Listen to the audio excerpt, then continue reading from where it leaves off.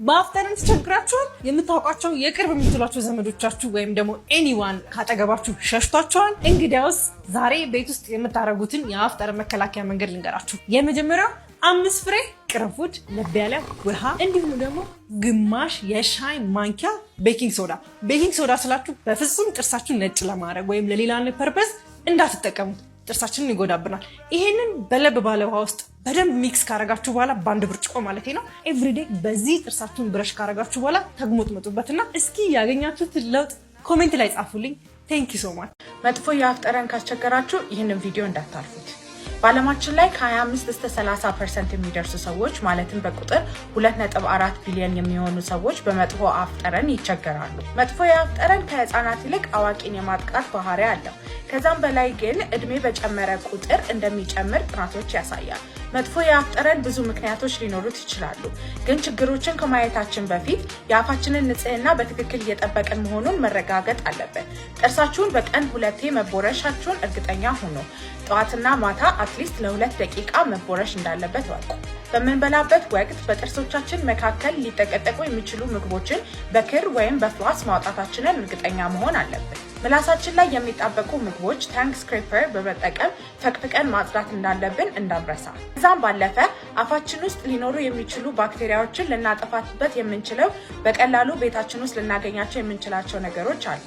ሎሚ ጁስ መጠጣት፣ ቤኪንግ ሶዳ በውሃ በጥብጦ በ2 ቀን አንዴ መጠቀም፣ ኮኮናት ወይም ኦሊቭ ኦይል በሳምንት 2 ለ10 ደቂቃ መግሞጥሞጥ እና ግሪን ቲ መጠጣት አፋችን ውስጥ ያለውን ባክቴሪያ እንደሚያጠፋ ብዙ ጥናቶች ያሳያሉ።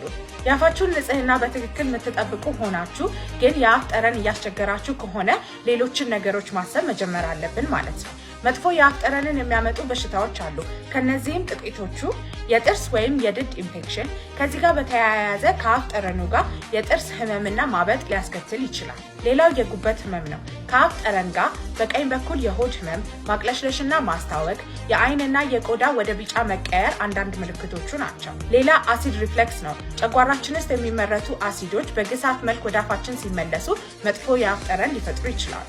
አንዳንድ የሳምባ ኢንፌክሽኖች እንደ ብሮንካይተስ በሳል ጊዜ የሚፈጠሩ አክታዎች ስለሚበዙ የመጥፎ የአፍ ጠረን መንስኤ ሊሆን ይችላል። ሌላው ሳይነስ ኢንፌክሽን ነው። ከአፍ ጠረን መለወጥ ጋር የአፍንጫ መተፋፈን፣ ጎንበስ ስትሉ ያለ ህመም ወይም በሽታና በብርድ የሚቀሰቀስ ከሆነ ሳይነስ ኢንፌክሽን ሊሆንባችሁ ይችላል። ሌሎች አፋችን ውስጥ ያሉ ነገሮች ኢንፌክትድ ሊሆኑ ይችላሉ። ከጥርስና ከድድ ባሻገር ምላስ፣ ቶንሲል እና ምራቅ የሚያመርቱ እጢዎቻችን ኢንፌክትድ ሊሆኑ ይችላሉ። ከመጥፎ የአፍ ጠረን ጋር ያልኳችሁ ምልክቶች ካለባችሁ አቅራቢያችሁ ያለው ጤና ጣቢያ ወይም ክሊኒክ ሄዳችሁ መመርመር እንዳለባችሁ እንዳትዘነጉ። እነዚህ ምልክቶች ከሌሉባችሁ ግን የአፍ ጠረን እያስቸገራችሁ ከሆነ ሌላ መጠየቅ ያለብን ነገር ለሌሎች በሽታዎች የምንወስዳቸው መድኃኒቶች አሉ ወይ ብለን ነው።